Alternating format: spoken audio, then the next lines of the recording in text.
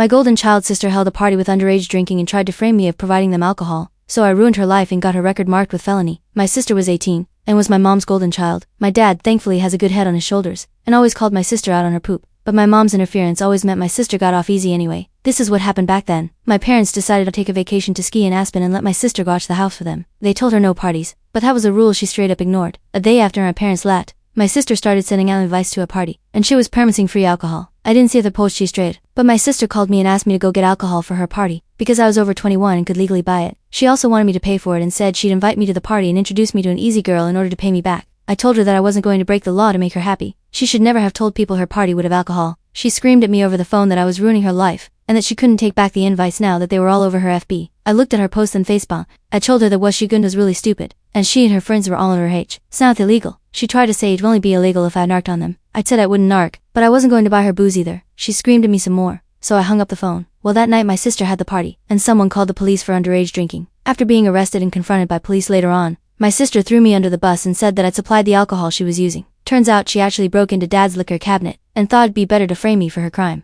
Police came and arrested me at my apartment the day after the party. They seemed already convinced I was guilty, and didn't really listen to me when I said I was never there, but I willingly cooperated with them. At the station I told them the whole story, and got them to look at my sisters at the post. Thankfully there were a few people there who listened to me, but I still had to sit the night out in a cell while my parents were called. My mom and dad flew back home overnight, and bailed out both my sister and I, but my mom tried to make my dad leave me in jail, because my sister had told them her lies as well. But my dad took the time to talk to me, and look at my sister's FB, so he believed me. This caused a fight between him and my mom. When they got home my dad discovered my sister had broken into his liquor cabinet, and spoke to police on my behalf. My mom, however, still wanted the blame to fall on me because as she put it to charges were ruining her baby's future. But my innocence was further proven by the fact that I and my car were seen on CCTV when I left work, and when I arrived at home soon after, as the apartment I was living in then had CCTV cameras to watch the parking lot. My car did not move from there for the rest of the day and night. In my sister's story to police I had driven out and gotten the alcohol for her, but I wasn't seen on CCTV in any liquor store in the county, and my bank account showed no transactions buying alcohol. My parents' house also had a counter at the counter, and my car was never seen in the driveway that day. After being confronted with those facts, my sister's story changed to saying I already had the alcohol and gave it to her in my apartment. But my sister's car had never showed up at my apartment either, and there was like 3 cheap beers in my apartment fridge and no hard alcohol. My sister finally had to give up on her lies, and my parents were severely disappointed in her. But my mom still tried to convince me to take the fall for my sister. She came to my apartment, and actually demanded that I tell police that it was all my fault. I said I wasn't going to ruin my future for my sister. She refused to leave and went from demanded the bagging. She even got on her knees and tried to convince me that she and my dad would make everything okay in the long run if I history to bling now. I said I'd rather leave my life poor than have that felony in my record. She threw a huge fit and started throwing things because I refused to do as she wanted. I threatened to call police and she left my apartment cussing me out like a mad woman. I've never heard so many F-bombs out of her before or since, but she kept them up all the way to her car,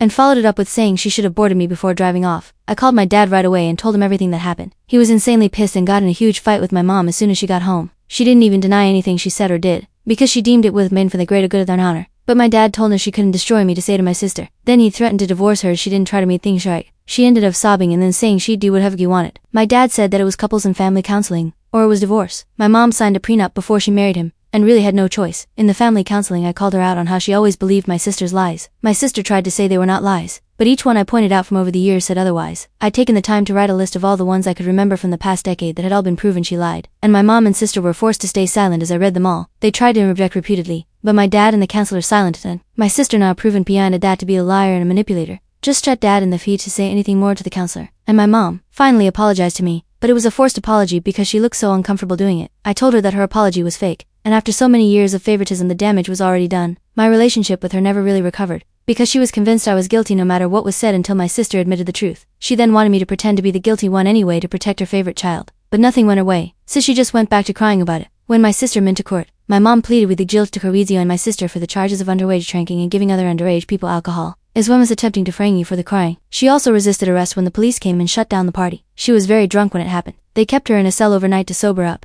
and then she told police I'd been the one to provide the alcohol. My mom's begging, along with a relentless liar my parents hired, got the judge to cut a deal, provided my sister plead guilty, which she did not want to do, but her liar highly recommended she take said deal to avoid jail time, which is there was no other way of keeping her from getting a felony on her record. My sister's lawyer used the fact that the alcohol had not been bought that day, but rather had already been in the house long before the party happened to help lessen the charges. My sister's FB had also been completely deleted by her as soon as she could in order to hide the post. The judge just wanted the case over with, so my sister got off with a huge fine that our mom paid most of out of her own pocket, and a couple years probation. She was also made to get therapy too by her dad. She was never really showed out to a remorse for what she did though, and only had animosity for me. no matter how in the wrong she was. She was eventually diagnosed as a narcissist after dad made her go see a doctor. After how probation and 4 years of college were over, she decided she would leave home for California and never returned once she landed a good job. She currently works in an office in LA, and we've not spoken in years. Dad got her that job, and she's not shown any real appreciation for it. Even my mom has given up on her ever coming home for the holidays and us being a family again. It tore her up inside for a few years, but now she's just bitter. She doesn't blame me anymore, but we only seem to show indifference to each other. Just because my sister cut her out wouldn't make me the new de facto favorite. It just means my mom lost her baby, and isn't getting it back. She can't leave my dad because she's too reliant on him. Despite having her own career, she'd never be on her own again.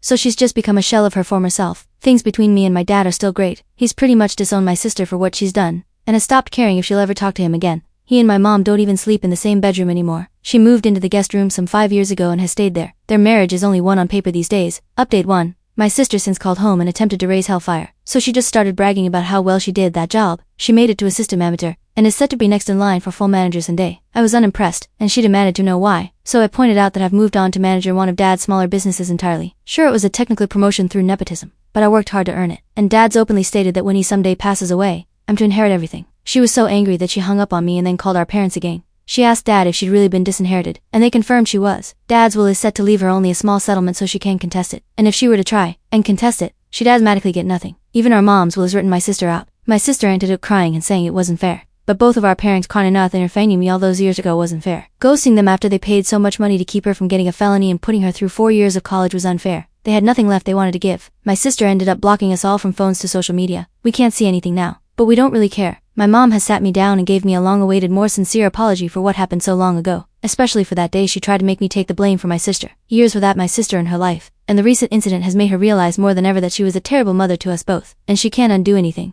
But she wanted to at least say she was incredibly sorry, and that she loved me. She was just been too ashamed to really show it. She's now finally looking into therapy, and she's even making an effort to spend more time with my dad, like in the old days. It's ironic really. My sister tore our family apart, and then she somehow put it right back together by being the same kind of nasty person she's always been.